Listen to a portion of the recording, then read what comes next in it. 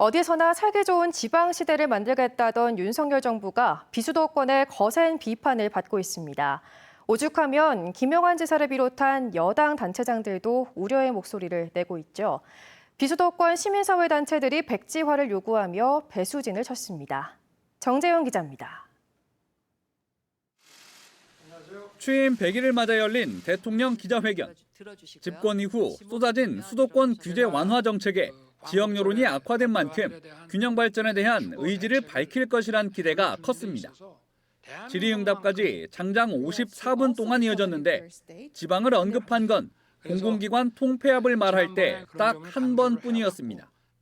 유사한 지방 공공기관의 통폐합을 통해 공공부문의 효율성과 수도권 경제자유구역의 국내 유턴 기업 공장 신증설 허용과 지역만 가능했던 규제자유특구 지정 확대, 경기도 반도체 단지 파격 지원과 지역대학 주기기로 불리는 수도권 대학 반도체학과 정원 확대도 윤석열 정부의 정책입니다. 여기에 수도권 주택 공급을 대폭 늘리고 충북을 비롯한 도 단위 지자체는 지난 정권 때보다 20만 가구를 줄이기로 한 것도 빼놓을 수 없습니다. 뚜렷한 역할과 권한이 있었던 국가균형발전위원회와 자치분권위원회를 대통령 자문기구 성격의 지방시대위원회로 통합하려는 계획까지.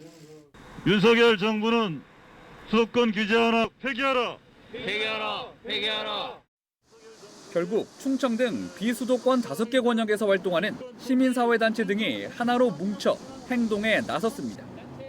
이대로 가면 지방 소멸을 넘어 국가 전체가 공멸할 것이라며 문제가 된 정책들을 즉각 중단 또는 폐기하라고 정부와 대통령에게 요구했습니다.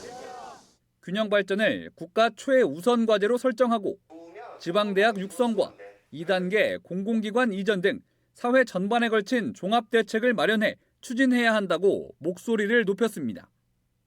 또 다음 달 출범이 예상되는 대통령 직속 지방시대위원회에 대해서도 실행력을 갖춘 부총리급 행정기구로 만들어 권한과 책임을 부여해야 한다고 강조했습니다. 어째서 윤석열 대통령은 국민의 숨소리 하나 놓치지 않겠다고 공언하면서 어찌 비수도권 국민의 생존권을 지키기 위한 절규와 한숨소리에는 귀를 닫는 것인가? 임기를 1년이나 남기고 사의를 밝힌 김사열 국가균형발전위원장은 물론 김영환, 이철우 지사 등 여당 내에서까지 한 목소리를 내는 상황. 이례적인 낮은 지지율로 취임덕이라는 신조어까지 득교된 윤석열 정부가 가장 시급히 풀어야 할 숙제라는 지적이 나오는 이유입니다.